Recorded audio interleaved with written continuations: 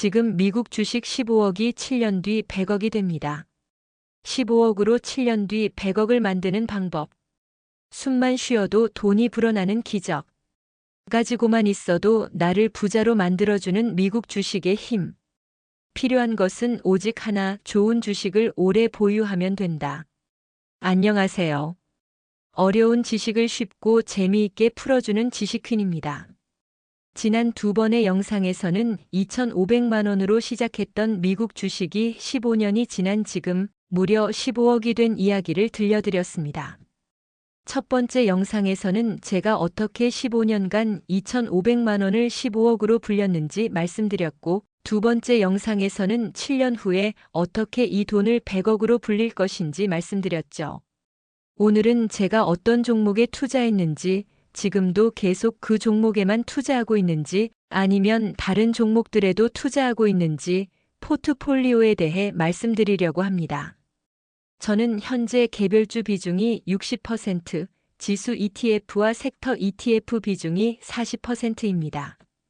처음에는 개별주 비중이 100%였는데 두세 번에 걸쳐 개별주를 팔고 지수 ETF 비중을 늘렸습니다.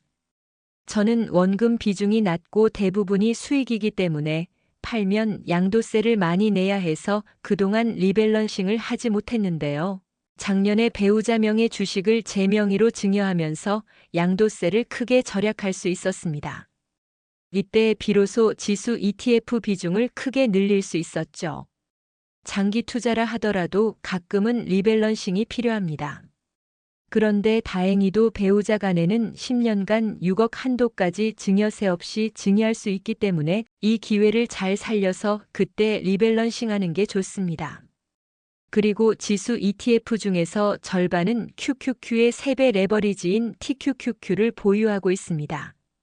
저는 처음에는 주식 투자 원칙이 없었는데 15년간 투자하면서 원칙을 세우게 되었습니다.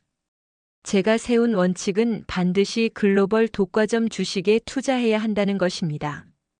미국이 한국보다 훨씬 더 기업 친화적이기는 하지만 미국 주식이라고 전부 장기적으로 우상향하는 것은 아닙니다.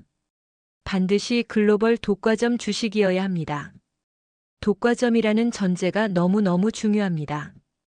글로벌 독과점 기업은 처음에는 살아남기 위해 치킨 게임, 즉 가격 경쟁을 하지만 점점 경쟁할 필요가 없어지면서 가격도 올릴 수 있고 그에 따라 수익이 늘어납니다. 아이폰이 아무리 비싸져도 10대, 20대들은 비싼 돈을 내고 아이폰을 사려고 하는 것이 대표적인 예입니다. 엔비디아 같은 경우도 마찬가지이고 메이저 반도체 기업들도 세부 영역에서 독과점 구조를 갖추고 있습니다. 미국 S&P 500 지수에는 글로벌 독과점 기업들이 수십 개 있지만 한국에는 삼성전자 하나밖에 없다고 합니다. 그래서 반도체 경기가 좋을 때는 코스피 지수가 오르지만 반도체 경기가 꺾이면 다시 떨어져서 우상향하는 그림을 보여주지 못합니다. 제가 미국 주식에 투자하다 보니 전에는 무자비하게 느껴지던 자본주의의 특성들이 고스란히 장점으로 다가오고 있습니다. 일단 미국은 주주이익 우선주의라 직원 해고가 매우 쉽습니다. 미국 기업들은 이익이 줄면 우선 정리해고를 단행합니다.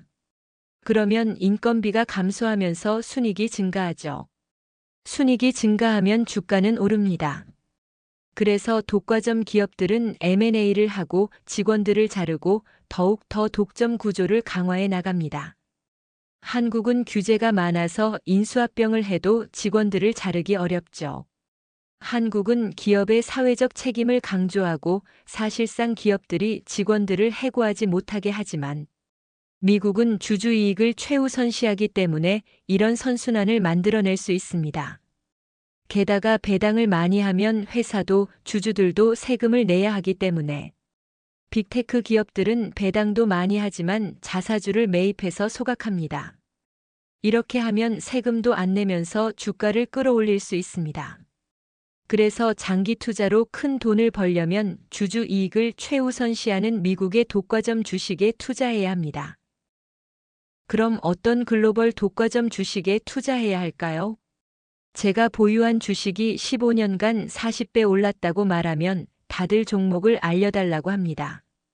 하지만 저는 지금까지 종목명을 공개한 적이 없습니다. 왜냐면 제 배우자가 아직도 그 회사에 다니고 있고 좁은 세상이라서 저희 가정의 신변이 노출될 수 있기 때문입니다. 대중적으로 유명한 회사라면 상관없지만 저희 회사는 잘 알려진 기업이 아니기 때문에 종목을 공개하면 저희 가족의 신변이 너무 특정되어 버립니다. 제가 공개할 수 있는 것은 반도체 관련 주식이라는 사실입니다. 하지만 제가 보유한 종목을 굳이 밝힐 필요도 없습니다. 왜냐면 미국에는 그만큼 폭발적으로 오른 종목들이 아주 많으니까요. 미국 주식에 투자할 때는 종목을 고르느라 많이 고민할 필요가 없습니다. 우리에게 잘 알려진 빅테크 또는 매그니피센트 7 주식만으로도 충분합니다. 대표적인 예가 바로 마이크로소프트와 애플이죠. 애플은 2010년 9달러에서 2025년 2월 11일 현재 232달러로 지난 15년 동안 연평균 24%씩 올랐습니다. 2019년부터 2025년까지 최근 6년 동안에는 41.61달러에서 232달러로 33%씩 올랐습니다.